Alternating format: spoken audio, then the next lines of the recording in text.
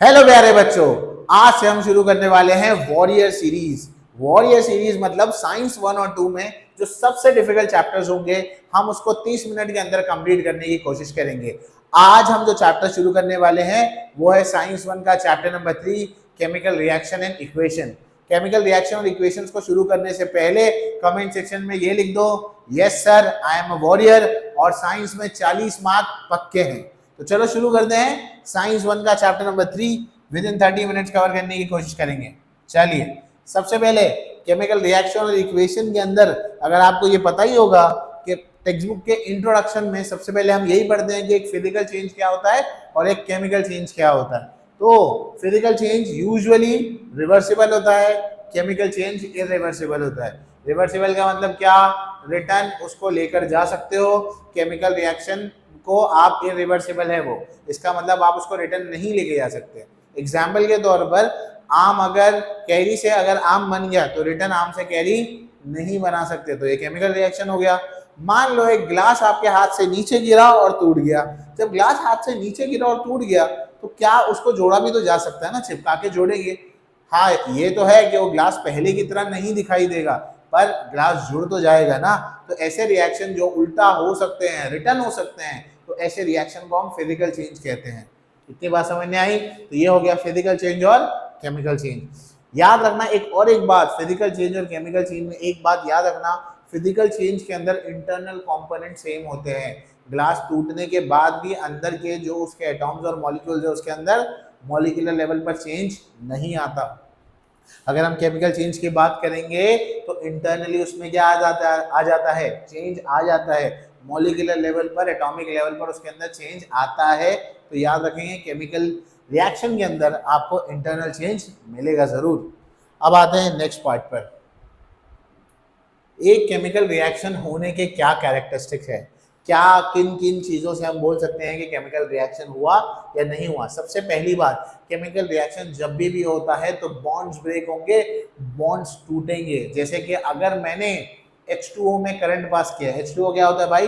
पानी। पानी के अंदर करंट पास किया तो हाइड्रोजन अलग होगा और ऑक्सीजन अलग होगा, अलग हो जाएगा। यानी इसका मतलब यही है ना, हाइड्रोजन और ऑक्सीजन के बीच का जो बॉन्ड है वो टूटेगा, है ना। बॉन्ड्स क्या होंगे? ब्रेक होंगे। तो केमिकल रिएक्शन में बॉन्ड क्या होता है? ब्रेक होता है। दूसरा, नया सब्सटेंस फॉर्म होता है। जैसे कि पानी का ही एग्जांपल ले लो, H2O एक लिक्विड था, करंट पास किया तो H+ आयंस अलग बनेंगे, तो हाइड्रोजन एक गैस अलग बन सकती है। वहां पर अगर आप देखेंगे तो ऑक्सीजन की गैस क्या हो सकती है? अलग बन जाएगी वहां पर। तो केमिकल रिएक्शन में हमेशा नया सब्सटेंस फॉर्म होता है। चाय का एग्जाम्पल ले लो। नेक्स्ट, केमिकल रिएक्शन में लेफ्ट साइड पर जो लिखा जाता है उसे रिएक्टेंट कहते हैं, राइट साइड पर जो लिखा जाता है उसे प्रोडक्ट कहते हैं। केमिकल रिएक्शन में कैटलिस्ट क्या होता है? कैटलिस्ट वो चीजें होती हैं जो रिएक्शन के अंदर पार्ट नहीं लेती पर रिएक्शन की स्पीड को क्या कर देती है? बढ़ा देती है। ठीक है, ये याद रखना। एग्जाम्पल्स आपको टेक्स्ट बुक के अंदर बहुत सारे मिल जाएंगे। K2Cr2O7 का एक एग्जाम्पल आपको मिल जाएगा और कई सारे एग्जाम्पल्स है, टेक्स्ट बुक में रेफर कर सकते हो। दूसरी बात, जब भी हम केमिकल रिएक्शन लिखते हैं तो उसका स्टेट ऑफ मैटर को डिफाइन करते हैं। क्या मतलब इसका? मतलब अगर मैं लिख रहा हूँ पानी का रिएक्शन ये लिख रहा हूँ तो यहाँ लिखूंगा ये क्या है? लिक्विड है। तो L से लिक्विड, S से सॉलिड, G से गैस, A से एक्वस, DIL आया तो डाइल्यूट, CONC आया तो कॉन्सेंट्रेटेड। डाइल्यूट और कॉन्सेंट्रेटेड का फर्क समझते हो ना? अगर समझते हो तो कमेंट सेक्शन में लिख दो। नेक्स्ट, ये ट्राइंगल को क्या बोलते हैं? डेल्टा। इसे कहते हैं डेल्टा। डेल्टा का मतलब क्या? हीट। अप एरो मतलब क्या? रिएक्शन में गैस निकला। डाउन एरो मतलब क्या? पीपीटी। पीपीटी मतलब पावर पॉइंट नहीं, प्रेसिपिटेट। प्रेसिपिटेट क्या होता है? अगर आपने कोई रिएक्शन किया और टेस्ट ट्यूब में बॉटम में कोई रेसिड्यू बच गया, वो आपका क्या होगा? पीपीटी होगा। लेक्चर में आगे बढ़ने से पहले कमेंट सेक्शन में ये बताओ कौन सा ऐसा रिएक्शन है जिसके अंदर पीपीटी हमेशा फॉर्म होता है? कौन से टाइप का रिएक्शन है? कमेंट सेक्शन में बताना इसको। ये समझा? ओके।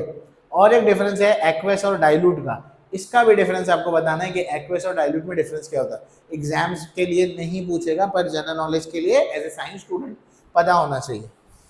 आगे चले, इस पर आते हैं। अब यहाँ पर एक केमिकल रिएक्शन का एक एग्जाम्पल देके आपको समझाया गया था कि केमिकल रिएक्शन में हो रहा क्या है। सबसे पहले तो भाई नाम याद रखने की बहुत जरूरत है। AgNO3 क्या है आपका? सिल्वर नाइट्रेट है।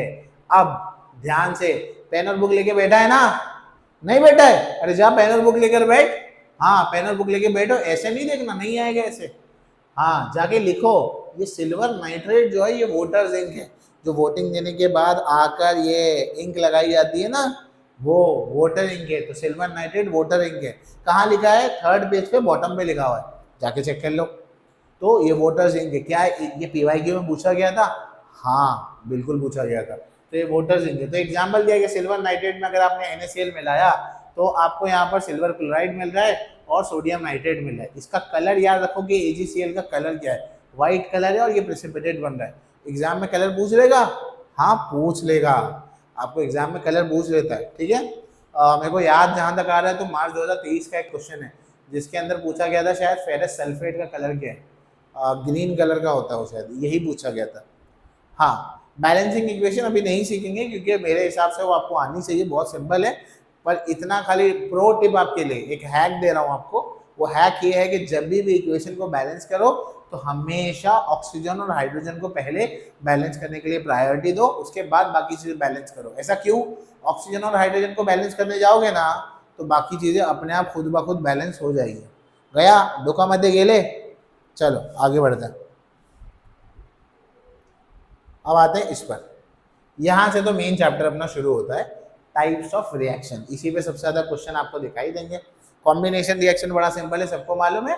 Two substance combined to form a new product, A + B = AB। NH3 का नाम क्या है? अमोनिया। HCl क्या होता है? Hydrochloric acid. मिला लेगो तो क्या बनेगा? Ammonium chloride. तो एक एग्जाम्पल दे दिया, बाकी जो भी एग्जाम्पल होंगे वो टेक्स्ट बुक से खुद से पढ़ने हैं। एक टेक्स्ट बुक लेके बैठ रहे हो ना? हाँ लेके बैठो। नोट्स चाहिए इसके? देता हूँ। कहाँ पे? टेलीग्राम पे मिल जाएंगे। टेलीग्राम कहाँ? टेलीग्राम पे कहाँ मिलेगा? डिस्क्रिप्शन में टेलीग्राम का लिंक है, वहाँ से देख लो, वरना टेलीग्राम पे जाके टाइप करो मिशन SSC 2025, वहाँ मिल जाएगा। नासिर सर तो लिखोगे। हाँ डिकम्पोजिशन रिएक्शन में क्या होता है?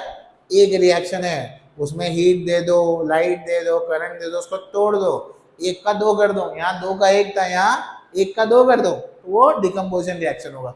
इसका नाम क्या है? C12H22O11, C12H22O11। क्या नाम है? ग्लूकोज। ग्लूकोज को अगर आप हीट करेंगे तो क्या होगा? उसके अंदर का पानी बाहर निकल जाएगा, तो ये बाहर आ गया, और क्या बचा यहाँ पर? कार्बन बच गया। वैसे ही कैल्शियम कार्बोनेट, लाइमस्टोन को हीट करो, इसका नाम क्या है? कैल्शियम कार्बोनेट काको3। क्या बोल रहा हूँ? काको3, काकी नहीं, काको3 बोलता हूँ मैं इसको। तो कैल्शियम कार्बोनेट है, इसको हीट करना है। हीट करने पे क्या होगा? कैल्शियम ऑक्साइड बाहर, कार्बन डाइऑक्साइड ऊपर। इंपॉर्टेंट रिएक्शन, इंपॉर्टेंट, पूछ लेगा।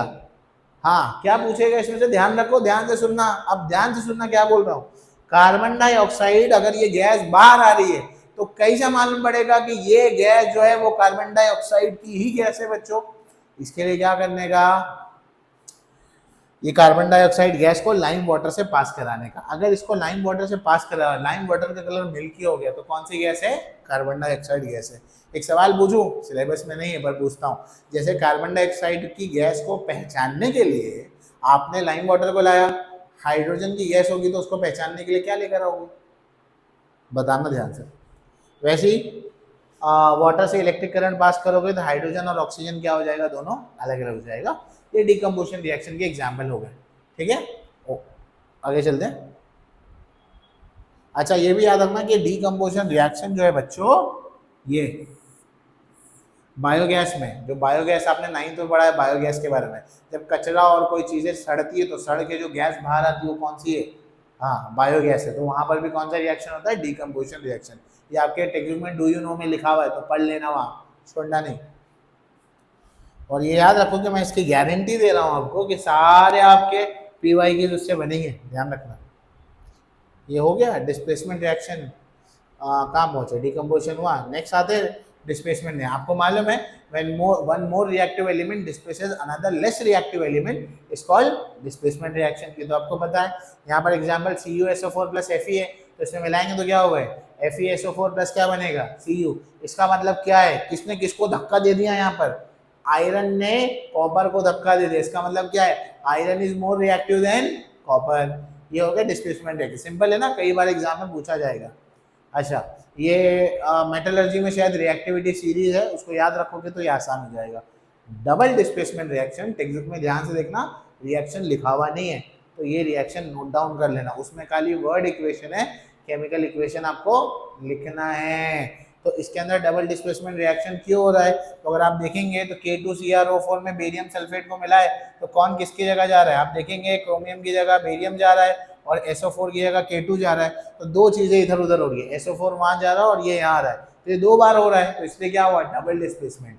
पर डबल डिस्प्लेसमेंट को पहचानने की हमेशा आइडेंटिटी क्या है, डबल डिस्प्लेसमेंट कैसे पहचाना जाता है, डाउन एरो यानी कि पीपीटी।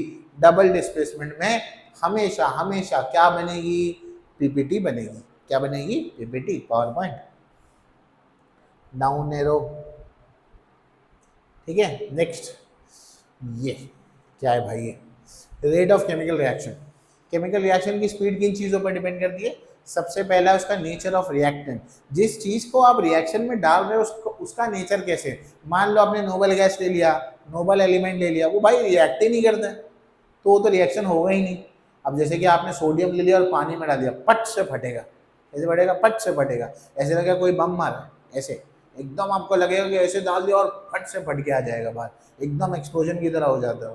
तो कुछ रिएक्टेंट ऐसे होते हैं जो बहुत ज्यादा क्या होते हैं, रिएक्टिव होते हैं, तो नेचर पर डिपेंड करता है। दूसरा साइज पर, जितना पार्टिकल का साइज जितना ज्यादा बड़ा होगा, रिएक्शन का रेट भी क्या होगा, उतना फास्ट होगा। तीसरा है कॉन्सेंट्रेशन, CONC का मतलब क्या है, कॉन्सेंट्रेशन। कॉन्सेंट्रेशन मतलब क्या, जितना एसिड प्योर होगा रिएक्शन उतना फास्ट होगा। चौथा टेम्परेचर, टेम्परेचर क्या, टेम्परेचर जितना बड़ा हो पार्टिकल को उतनी ज्यादा एनर्जी मिलेगी, तो उतना फास्ट भागेगा, रिएक्शन भी क्या होगा, उतना ज्यादा होगा। वो तबला वाला एग्जांपल देखें। नेक्स्ट है कैटलिस्ट। कैटलिस्ट के बारे में पहले भी बता चुका हूँ, रेट ऑफ रिएक्शन की स्पीड को क्या करते हैं, बढ़ाते हैं। इसका एग्जांपल टेक्स्ट बुक में होगा तो वो पढ़ लेना है, बाकी सबके लिए तो थियरी लिखोगे तो बेहतर रहेगा। नेक्स्ट आते हैं इस पर, ये दो तरह के रिएक्शन में हम पढ़ते हैं ऑक्सीडेशन और रिडक्शन के बारे में। ऑक्सीडेशन की क्या पता आपने कितने डेफिनेशन पढ़े, और रिडक्शन के क्या पता कितने डेफिनेशन पढ़े, पर अगर चैप्टर का दिल जो है ना, दिल चैप्टर का भाई यही है, तो ध्यान से देखना। ऑक्सीडेशन को आप बोल सकते हैं कि ऑक्सीजन का ऐड होना, हाइड्रोजन का निकल जाना, ये तो मालूम ही होगा। रिडक्शन में आपको मालूम होगा कि हाइड्रोजन का ऐड होना या ऑक्सीजन का निकल जाना। पर एक चीज और है, वो क्या है, वो ध्यान से देखो। ऑक्सीडेशन का एक मतलब और भी होता है, इलेक्ट्रॉन का चला जाना। क्या हो जाना, इलेक्ट्रॉन का चला जाना, बोले जा जा। या रिडक्शन का मतलब क्या होता है, इलेक्ट्रॉन का आ जाना। अगर किसी में इलेक्ट्रॉन आ जा रहा है तो वो क्या हो जाएगा, रिडक्शन। किसी में इलेक्ट्रॉन चला जा रहा है तो क्या हो जाएगा, ऑक्सीडेशन। इतनी बात समझ नहीं, और ये तो आपको मालूम ही है कि ऑक्सीडेशन और रिडक्शन को मिलाएंगे बच्चों तो क्या बनेगा, रिडॉक्स रिएक्शन। जहां पर ऑक्सीडेशन और रिडक्शन दोनों साथ में हो रहा है तो उसको क्या बोलेंगे, रिडॉक्स रिएक्शन। पक्का याद रहेगा। अच्छा, आपको एग्जाम में ऐसे आ सकता है कि एक एग्जाम्पल दे देगा और आपको पूछ देगा कौन ऑक्सीडाइज हो गया, कौन रिड्यूस हो गया, ऐसे पूछ सकता है। जैसे कि इस एग्जाम्पल में आप देखेंगे तो इथाइल अल्कोहल, इसका नाम तो मालूम होगा, कार्बन कंपाउंड पड़ा होगा, ये इथाइल अल्कोहल। इसमें हमने नेसेंट ऑक्सीजन को मिलाया तो ये एसिटिक एसिड यानी कि विनेगर बना। तो यहाँ पर अगर आप देखेंगे तो ये ऑक्सीडाइज होगा क्योंकि इसमें हाइड्रोजन क्या हो गया, ऐड हो गया। समझ में आया। जिससे ऑक्सीजन निकल जाता है वो रिड्यूस हो जाता है, जिसमें ऑक्सीजन ऐड हो जाता है वो ऑक्सीडाइज्ड हो जाता है। समझ में आ रहा है। पक्का टेक्स्ट बुक इसके बाद ईमानदारी से एक बार देखना, वो भी देखने की जरूरत है। मतलब ये देखने का टेक्स्ट बुक देखोगे तो बहुत जल्दी हो जाएगी इंशाल्लाह। नेक्स्ट H2O2, ये कहाँ से आया, ये किताब में है क्या, अरे है, ध्यान से देखोगे तो मिलेगा किताब के अंदर। H2O2 यानी कि हाइड्रोजन पर ऑक्साइड, इसका नाम याद रखिए। ये भी एक माइल्ड ऑक्सीडेंट है, एग्जाम में ऐसा पूछा नहीं है तो पूछने के चांसेस है। ठीक, ओजोन, ये भी एक ऑक्सीडेंट की तरह काम करता है। ओजोन लेयर एटमॉस्फेयर में पता होगी वो। अच्छा भाई, अच्छा देखो ये एग्जाम्पल की बात कर रहा था मैं, ये कॉपर ऑक्साइड है और H2 है, तो ये कॉपर में से ऑक्सीजन निकल गया तो ये रिड्यूस हो गया, हाइड्रोजन में ऑक्सीजन ऐड हो गया तो ये क्या हो गया, ऑक्सीडाइज्ड हो गया। समझ में आया। पक्का ठीक है, आज चिल्ला ज्यादा रहो ना। हाँ, अभी खतरनाक चीज पढ़ेंगे तो थोड़ी सी हार्ड है भाई। हाँ, ये कोरोजन के बारे में पढ़ना है। कोरोजन क्या होता है, जब भी कोई मेटल जो है वो खराब हो जाता है तब हम उसको कोरोजन की कैटेगरी में लाते हैं। कोरोजन के अंदर जब आयरन टिपिकली खराब होता है तो क्या फॉर्म करता है, एक ब्राउन कलर का एक लेयर फॉर्म करता है, रेडिश ब्राउन कलर का एक लेयर फॉर्म करता है, जिसको अपन क्या कहते हैं, रस्ट कहते हैं। रस्ट का फॉर्मूला मालूम है?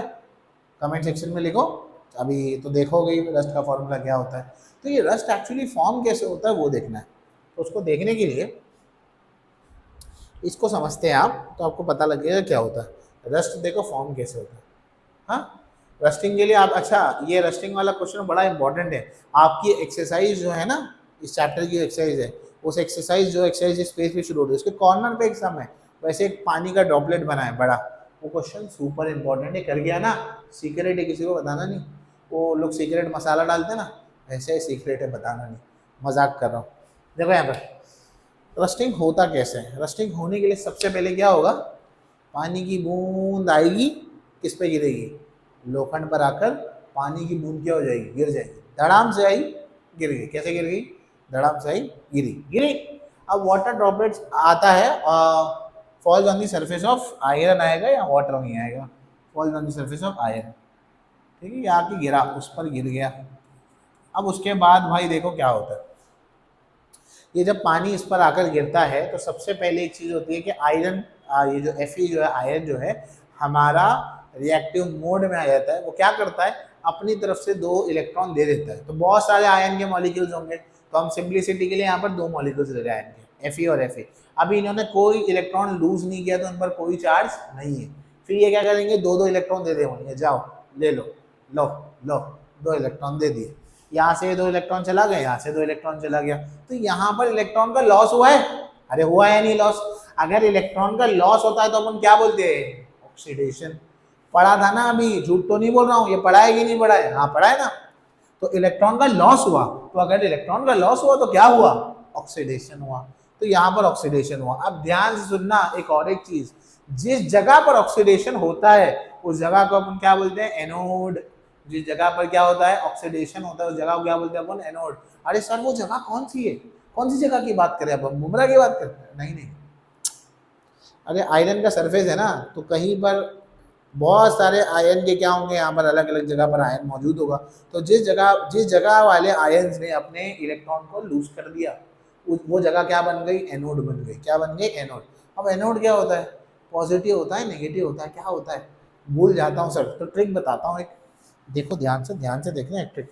ये panic, positive anode, negative is cathode, याद रखना। यानी पॉजिटिव साइड क्या होता है, एनोड होता है, नेगेटिव साइड क्या होता है, कैथोड होता है, याद रहेगा, पैनिक।